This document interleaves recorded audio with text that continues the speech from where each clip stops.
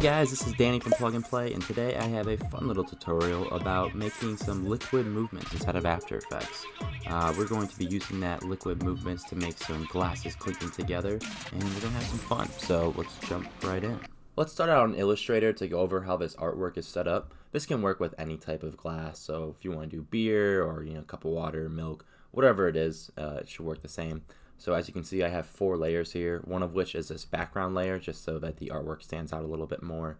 On the top here, we have an accents layer, and on here we have a shadow, and there's also a highlight here.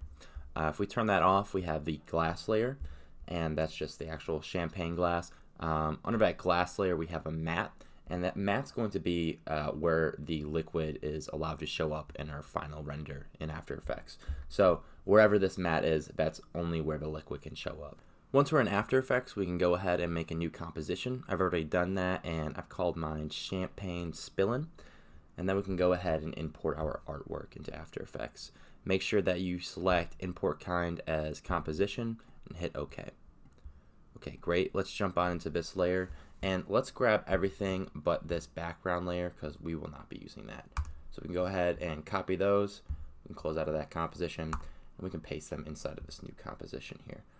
Okay, now let's start getting to work on the movement of this champagne glass. So in order to do that, I'm going to make a new null object, and I just right clicked here in the timeline, went to new, and then I'm going to select null object here. Okay, great. Now let's go ahead and resize this champagne glass to be a little bit more appropriate for our composition here.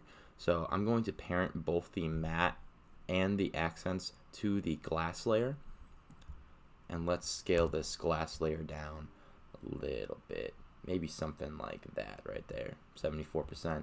We don't want to take up too much of a composition here because it's going to be moving around quite a bit. And we also created this null so that we can have a little bit more freedom if we want to maybe resize the scale of the champagne glass or move around the position a little bit. It'll be much easier to do that when the champagne glass doesn't actually have any keyframes on it. It's actually just parented to this null. Next step is to position the null. So when people normally hold champagne glasses, they usually hold them up here towards where the stem meets the actual glass part. This is where a person's hand is going to be rotating when they're moving their champagne glass. So that's something to always keep in mind when you're dealing with moving these type of objects, is where is the rotation point going to be if a human being were actually interacting with that glass. If it were a mug, you'd probably want to do it on the handle, or maybe even a little further back from the handle where the person's wrist is rotating from. Going forward, we can go ahead and let's parent this glass layer to the null object here. Okay, great. Now let's go ahead and start doing some keyframing.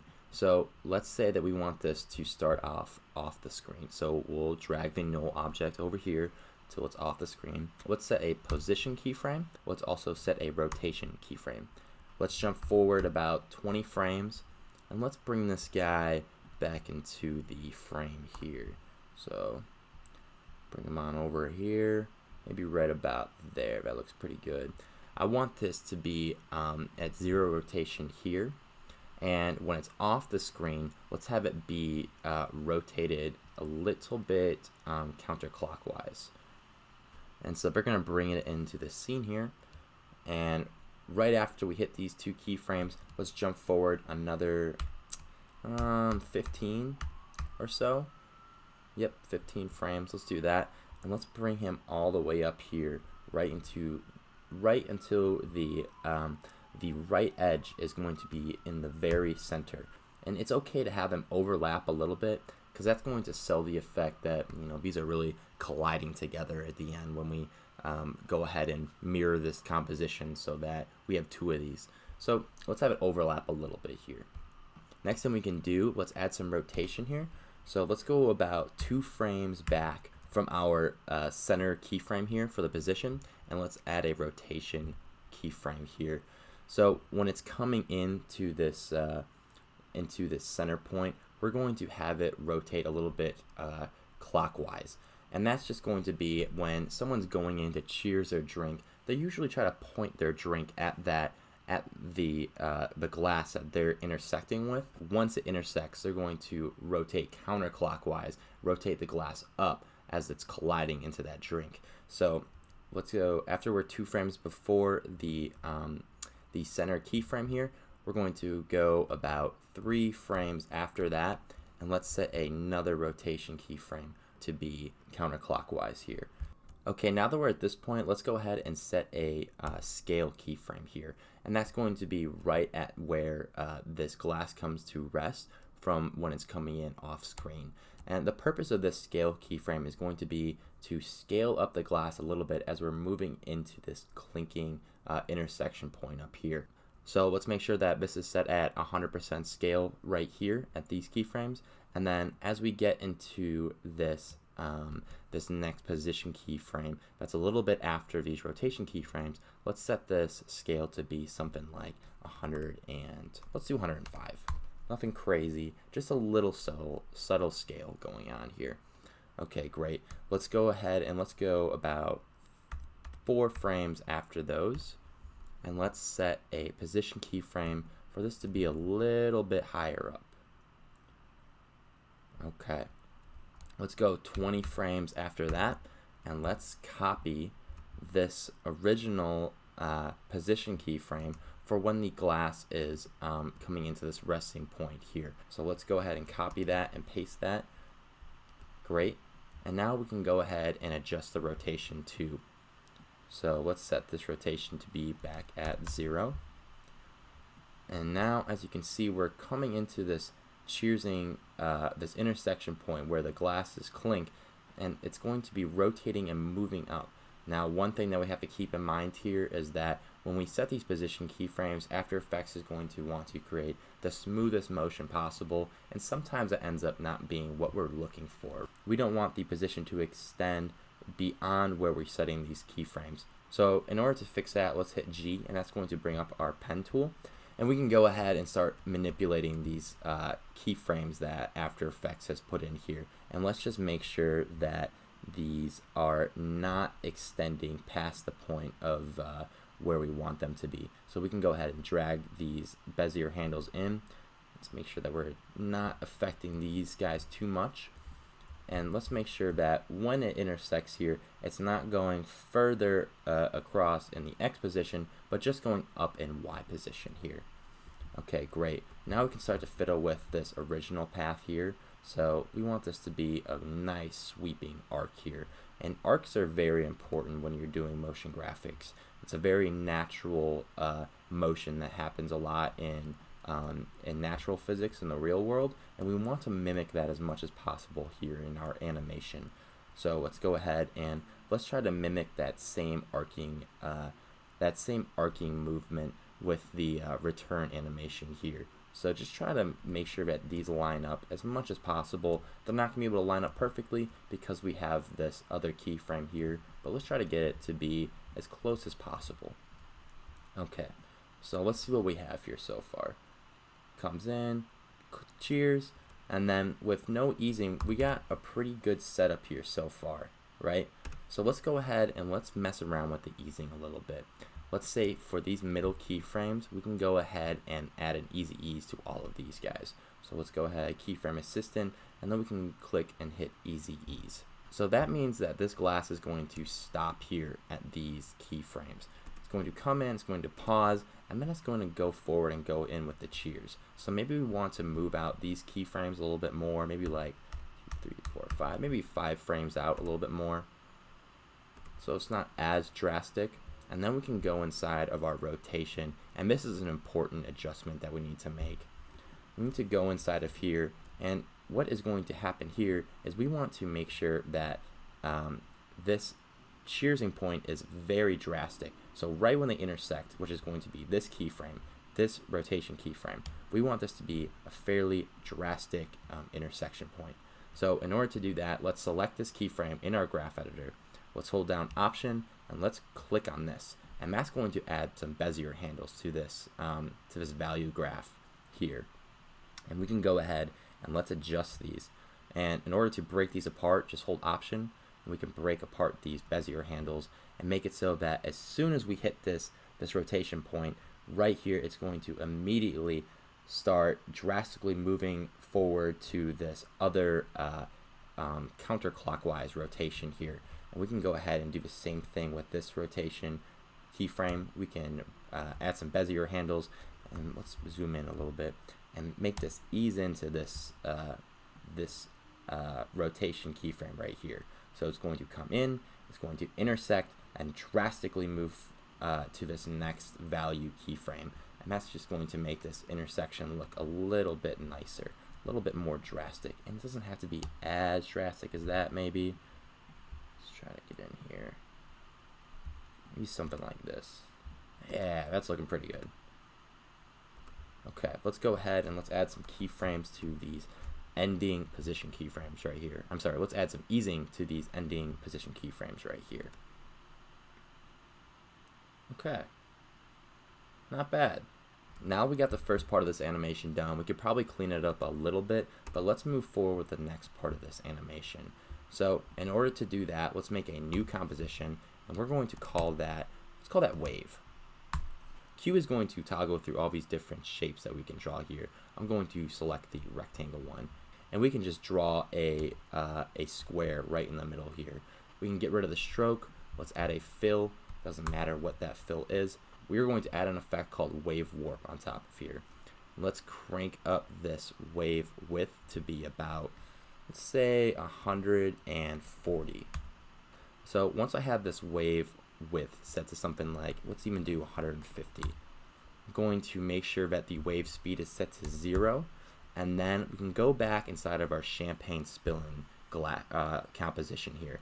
And now what I want to do is, once we have this wave composition open, I'm going to drag it over into a new panel here so that we have both of these compositions open at the same time. Now something that I want to do is I'm going to want to import this wave composition into our champagne spilling composition here. Okay, great. Let's add an effect called a slider control. And let's also add an effect called an angle control. Okay, perfect. Now let's call up both of these effects in here. So in order to do that, you can just hit E, and that's going to bring up any effects that you have on that layer. I'm going to twirl down these so that I have both these inputs open here, and I'm going to go into the shape layer that I have added the wave warp to, and I'm going to go into the wave warp. And what I'm going to do is I'm going to add a quick little expression here that's going to allow us to manipulate this wave outside of the composition here.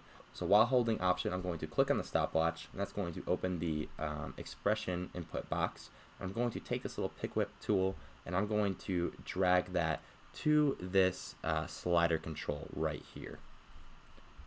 And same thing I'm going to do with the phase. Right, I'm holding Option, clicking on the stopwatch, using the pick whip tool, and I'm going to drag that to angle control. Great, now I can exit out of this wave composition. So the idea here and how we're going to capture the movement of the champagne with this wave is we're going to keyframe the wave height of this wave. And so let's set this up here. Let's go ahead and let's drag the new wave layer. Let's bring that to the top of our composition here, and let's scale this down and make sure that it fits appropriately on top of our champagne glass here. We want to be able to have the peak of this wave intersect with the left side of the champagne glass here, and we want the trough of this wave right here to intersect with the right side of the champagne glass here. So maybe we need to scale up this layer a little bit. Something like that. That's looking pretty good, right? We got the trough of this layer intersecting with the right side of the champagne glass, and we got the peak of this layer intersecting with the left side of the champagne glass. Great, so we can go ahead and parent that to this null. And then let's start adding some keyframes to this object. Let's actually drag this wave layer on top of the matte that we have set up here. And now what we can do is we can set this matte layer to be the alpha inverted of this wave. And now you can start to see how we're going to get that fluid wave motion with our liquid that's inside of our glass here. Okay, now that we have this wave composition set up with the slider controlling the wave height, we can start going through and keyframing this slider as we move along our animation here. So let's start at the very beginning, and we can have the liquid set to be 0. And as we move forward to this first resting keyframe, all the liquid is still going to want to be moving forward, whereas the glass is slowing down. So therefore the liquid is going to be creeping up here on this right side. So we can set a keyframe here for being about 40. And then let's jump to this first rotation keyframe here at the intersection point. Now as we get to this first rotation keyframe, all the liquid is going to be still dragging behind as the glass moves forward, so it's going to be creeping up on the left side here. So we can set another keyframe, and let's make this one be -40 here. Now as we get into this intersection point, all of the liquid is going to want to be moving forward, whereas the glass is slowing down. So we can go ahead and go about 4 frames forward, and let's set a keyframe here to be like 120. We want this to be pretty drastic, and we want to set it so that the top of this liquid is almost coming out of the glass here, and that is going to be where we create our spilling point. Okay, great. Let's continue along this animation. Let's go 10 frames forward, and let's set this to be -60. Let's go another 10 frames forward. We'll set this to be 30. Another 10 frames forward, -15. Another 10 frames forward, we can set this to be 7. Another 10 frames forward, we can make this be 0. Okay, let's do a little RAM preview here and see what we got.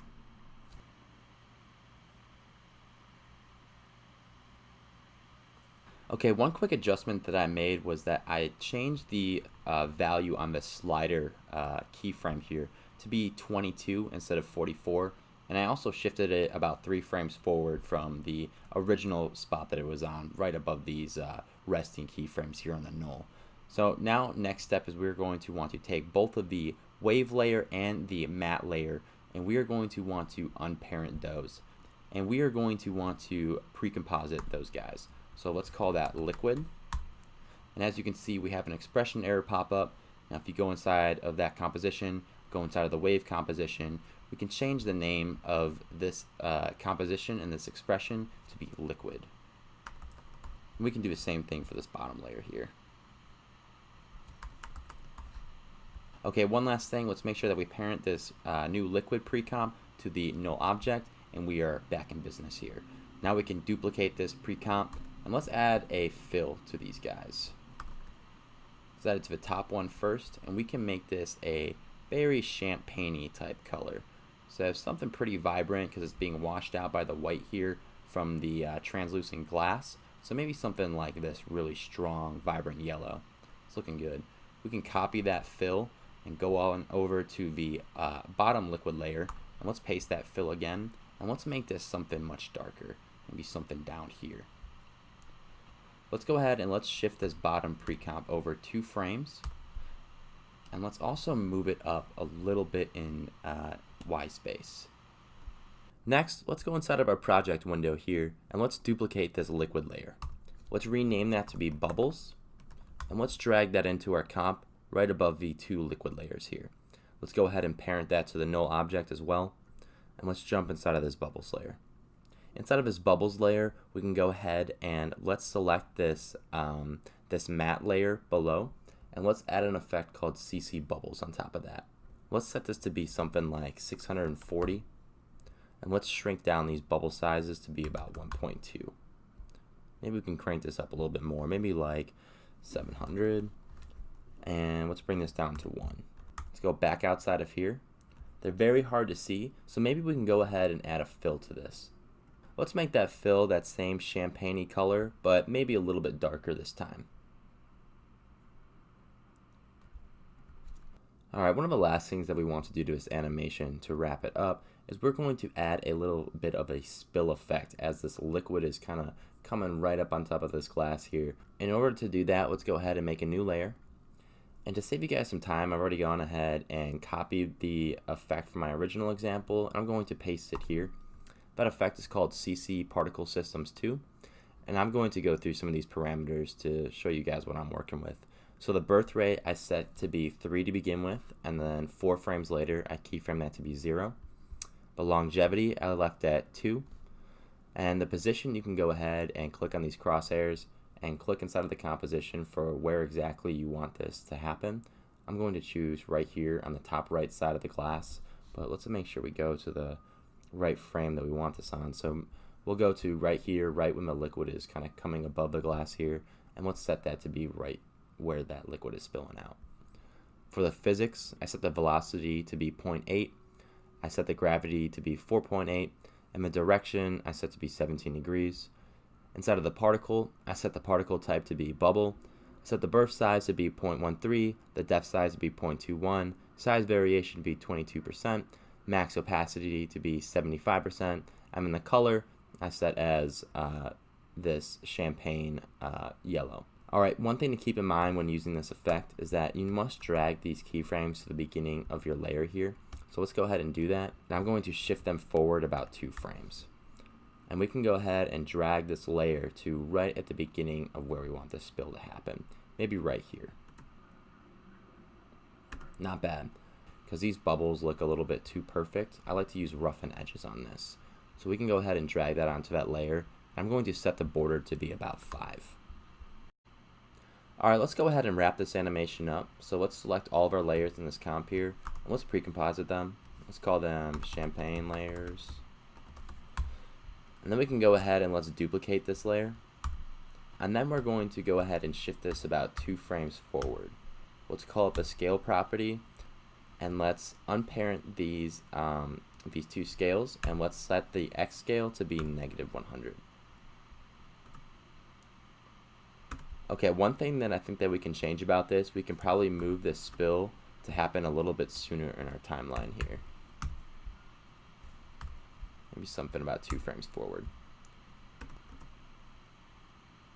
Nice. Let's go ahead and add a background. I like this nice subtle blue. That's probably going to look pretty good. Send that to the back. Maybe make it a little bit darker. Okay. And there you have it. Well, I hope that you guys enjoyed learning how to make these fun liquid movements inside of After Effects. If you haven't done so already, please go ahead and subscribe, because we're coming out with about a tutorial every single week, and we got some really big news coming up in the future. So stick around with us, and I'll catch you on the next one.